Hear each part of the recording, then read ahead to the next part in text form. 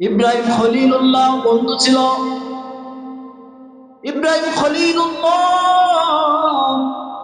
নিজের জিন্দেগির সবকিছু আল্লাহর রাস্তে দিয়ে দিয়েছেন, তিনিও বন্ধু। আল্লাহ বলেন, ও হাবিব, ও বন্ধু আমার, আমি আল্লাহ যেইখানের মালিক, আমি মাবুদ যেইখানের মৌলা,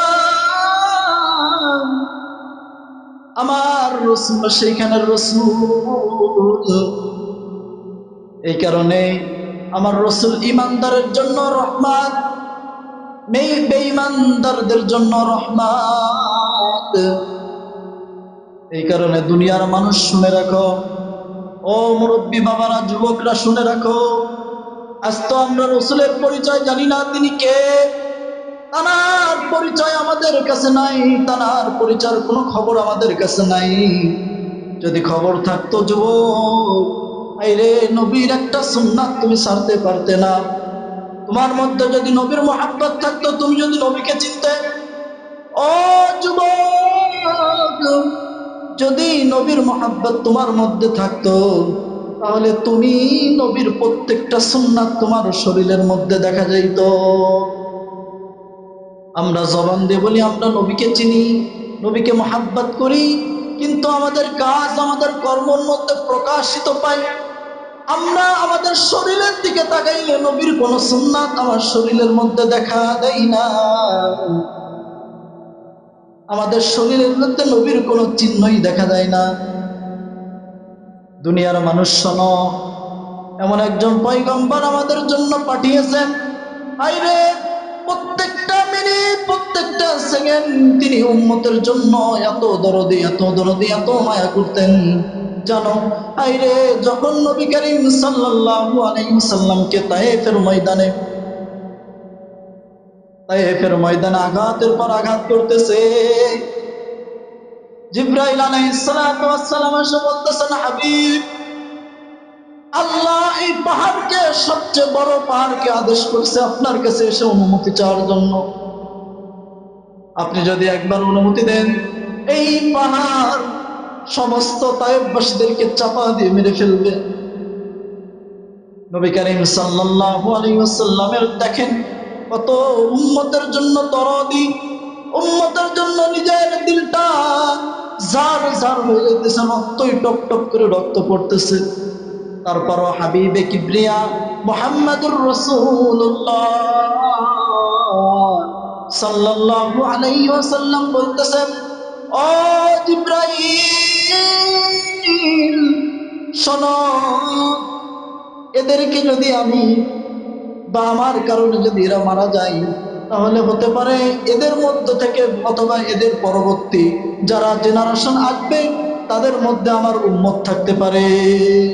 এত মহাব্বত করতেন। এই কারণে নবী করিম সাল্লাল্লাহু আলাইহি ওয়াসাল্লাম হাদিসের মধ্যে বলেন, লা ইউমিনু আহাদুকুম হাত্তা আকুনা আহাব্বা ইলাইহি মিন ওয়ালিদিহি ওয়া ওয়ালাদিহি ওয়ান নাসি আজমাইন। দুনিয়ার মানুষ শুনে রাখো, ততক্ষণ পর্যন্ত ঈমানদার হইতে পারবা না যতক্ষণ না নিজের বাপের থেকে, মায়ের থেকে, ছেলের থেকে, সন্তানের থেকে, ভাইয়ের থেকে আমার হাবিবকে যতক্ষণ না পর্যন্ত তোমরা মোহাব্বত করতে না পারবা, ততক্ষণ না ঈমানদার হইতে পারবা না।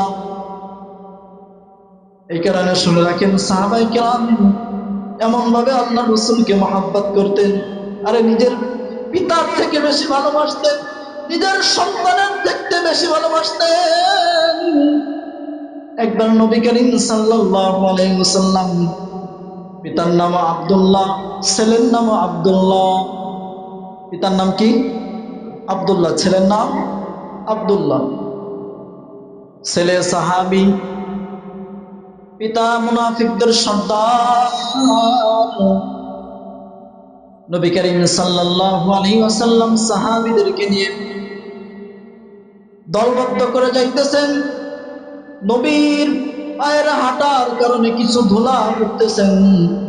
মুনাফিকের সর্দার আব্দুল্লাহ ইবনে উবাই, আব্দুল্লাহ বলতেছেন, হাই, মুহাম্মাদের পায়ের ধুলো আমার শরীরে লাগলো, হাই রে কি বদনসিব, মুহাম্মাদের পায়ের ধুলো আমার শরীরে লাগলো। এই কথা ছেলের কানের মধ্যে গিয়েছে।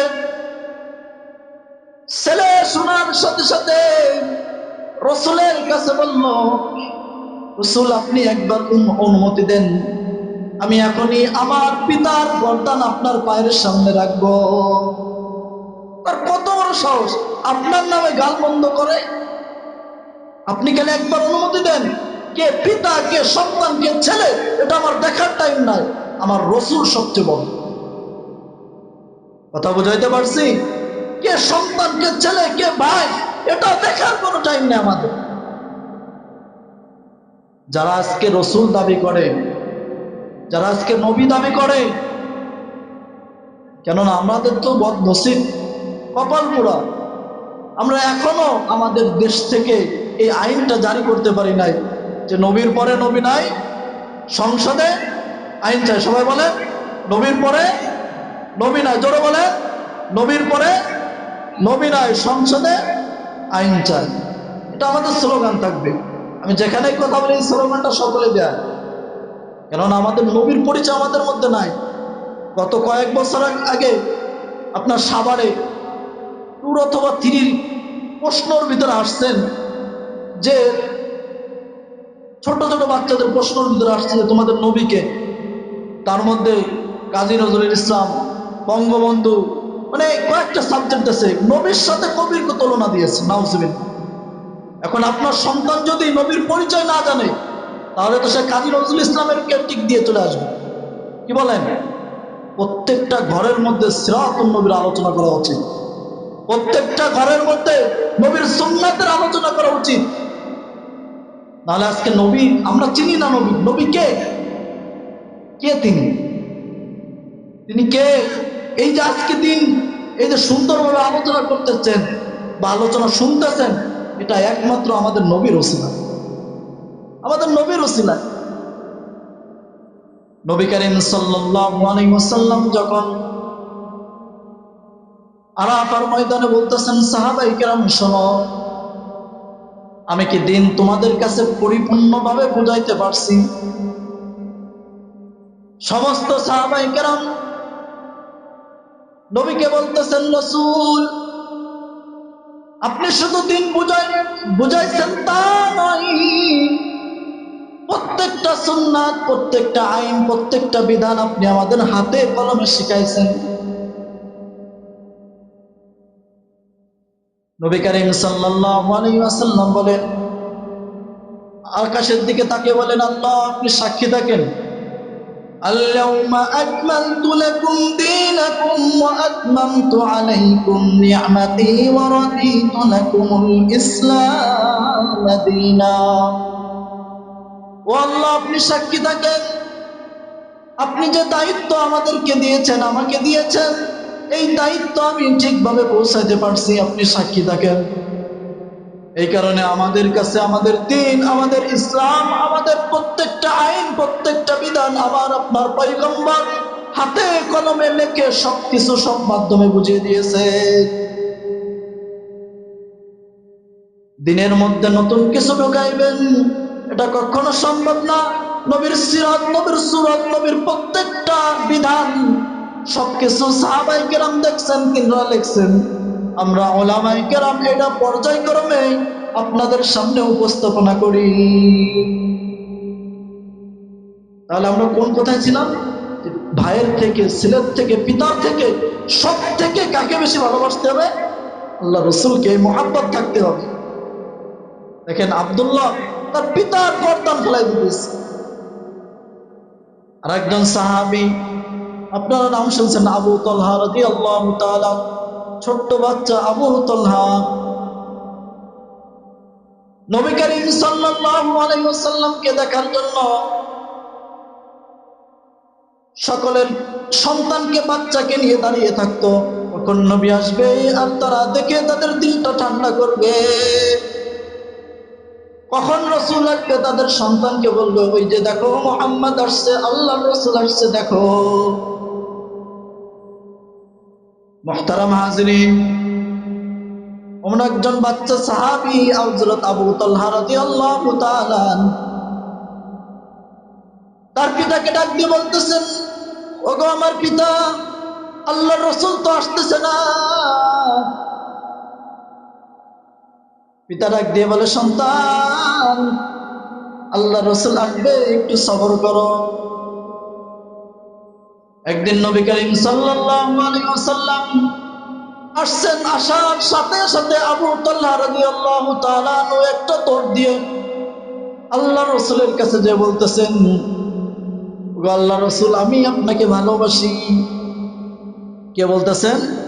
আবু তালহা আল্লাহর রাসূলকে বলতেন, ছোট্ট আবু তালহা, আল্লাহর রাসূল, আমি আপনাকে ভালোবাসি।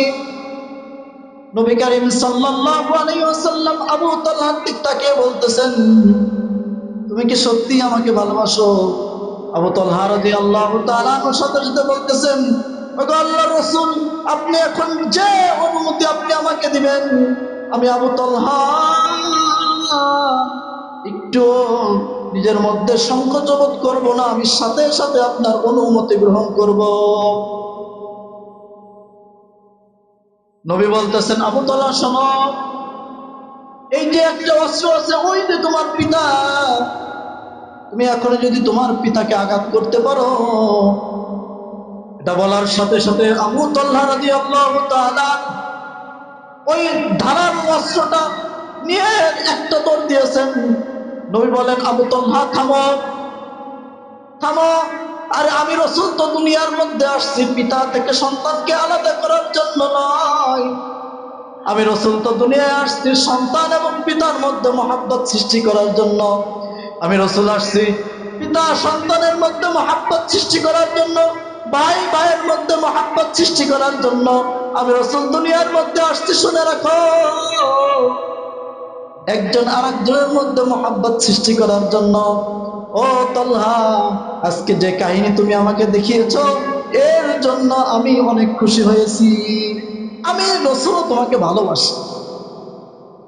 এতক্ষণ তালহা রাসূলকে ভালোবাসতো, এখন রাসূল বলল, তালহা শোনো, আমিও তোমাকে ভালোবাসি। কিছুদিন পর আবু তালহা রাদিয়াল্লাহু তাআলা অনেক অসুস্থ হয়েছেন। রাসূলের কানে খবর আসছেন যে আবু তালহা অসুস্থ। নবী করিম সাল্লাল্লাহু আলাইহি ওয়াসাল্লাম আবু তালহার বাড়ির মধ্যে চলে গেছেন। যাওয়ার পর নবী আবু তালহাকে দেখে টের পেয়েছেন যে আবু তালহা আর বেশি দিন বাঁচবে না, আর বেশি দিন দুনিয়ায় থাকবে না। আবু তালহা রাদিয়াল্লাহু তাআলা আনহুর আম্মাকে ডাক দিয়ে বলেন, এই শোনো, আমার আবু তালহা অনেক অসুস্থ, ও মনে হয় আর বেশি দিন বাঁচবে না। ও যখনই মৃত্যুবরণ করবে, সাথে সাথে আমি রাসূলকে খবর দিবা, আর আমি সাথে সাথে আবু তালহার জানাজা কাফন দাফন আমি সব করব। দেখেন কত বড় বদনসিব! আল্লাহু আকবার। রাসূল নিজে তার দায়িত্ব নিয়ে নিয়েছে, কাফন দাফন সবকিছু আমি রাসূল করব। কি কারণে? মুহাব্বত। কি কারণে বলেন? মুহাব্বত। আজকে আপনার মধ্যে রাসূলের মুহাব্বত দেন, কিয়ামতের দিন, কিয়ামতের দিন ওই রাসূল আপনাকে যেরকম মুরগির বাচ্চা তার মা একটা ডাক দেওয়ার সাথে সাথে ওই বাচ্চা চলে আসে মার মধ্যে, আপনি রাসূলের সুন্নাত মানেন, দেখেন কিয়ামতের দিন রাসূল আপনাকে ছাড়া তিনি জান্নাতের মধ্যে যাইবে না, আপনাকে ছাড়া জান্নাতে যাইবে না। মুহতারাম হাজরিন, এই কথাগুলো একটু দিলের মধ্যে লাগান যে আজকে আমার বয়স 70 বছর, আমার বয়স 60 বছর, আমার বয়স 30 বছর, আমি যুবক, আমি চিন্তা করতেছি যে আমার বয়স থেকে কেবল 20 বছর, এখনো বয়স হয়নি, তারই অনেক পরে রাখবো, অনেক পরে একটা সুন্নাত আদায় করব। দেখেন আবু তালহার ভালোবাসা আল্লাহ রসুলের মধ্যে কেমন গাচ্ছেন। আল্লাহ রসুল বলতেছেন যে শোনো, আবু তালহা যখনই মৃত্যুবরণ করবে আমাকে খবর দিবা, আমি রসুল তার সমস্ত দায়িত্ব নিব। নবী করিম সাল্লাল্লাহু আলাইহি ওয়াসাল্লাম যখন আবু তালহার বাড়ি থেকে চলে যায়, আবু তালহা তার আম্মাকে ডাক দিয়ে বলতেছেন, ও মা, রাসূল কি বলছে আমাকে বলুন। আবু তালহার মা বলতেছেন, ও আবু তালহা, তুই রাসূলকে কিভাবে ভালোবাসছিস? রসুল বলছে তুই যখন মৃত্যুবরণ করবি তোর কাফন দাফন সবকিছু রসুল করবে। আবু তালহা রাদিয়াল্লাহু তাআলা আনহু বলেন, মা আমি তোমাকে বলতেছি আমি যখন মৃত্যুবরণ করব, মৃত্যু হওয়ার সাথে সাথে আমাকে কাফন দাফন করাই ফেলাবা, রসুলকে খবর দিবা না। মা একটু রাগান্বিত হয়ে বলতেছেন, এই বদনসিব, যে রসুল তোর কাফন দাফন করার জন্য আসতে যাচ্ছে আর তুই নিষেধ করতেছিস যেন তোর কাফন দাফন রসুল না করে। মুহতারাম হাজরিন, দেখেন আবু তালহা কি বলেন, মা আমি যদি রাত্রে মৃত্যুবরণ করি আর আমার রসুল যদি রাত্রে আসে আর কাফের মুশরিকরা বেদিনরা যদি আমার রসুলের পর আক্রমণ করে, মা আমি আবু তালহা মৃত্যুবরণ করেও শান্তি পাবো না। ও মা, আমার রসুলের পর যদি আক্রমণ করে আমি আবু তালহা কবরে যেও শান্তি পাবো না। এই কারণে আমি যখন মৃত্যুবরণ করব সাথে সাথে তুমি আমাকে কাফন দাফন করাই দিবা। কিছুদিন পর আবু তালহা রাদিয়াল্লাহু তাআলা আনহু মৃত্যুবরণ করেন। রসুলের কানে খবর আসছেন আবু তালহা মৃত্যুবরণ করছেন, তার কাফন দাফন সম্পন্ন হয়ে গেছে। নবী করিম সাল্লাল্লাহু আলাইহি ওয়াসাল্লাম আবু তালহার বাড়িতে গেল, তার মাকে ডাক দিয়ে বলল, ও আবু তালহার মা।